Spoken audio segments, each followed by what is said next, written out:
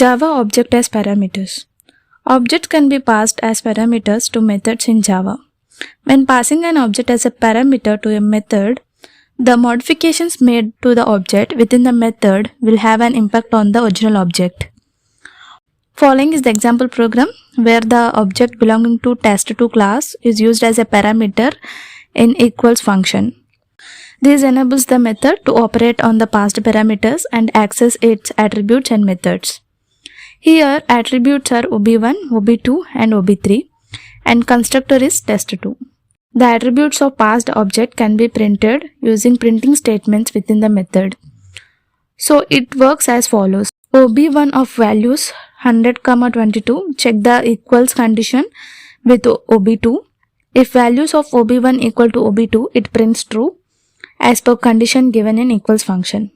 And ob1 checks the condition with ob3 and prints true or false. So the output of this program is as follows. Since ob1 equals to ob2, it prints true, and ob1 is not equal to ob2, it prints false.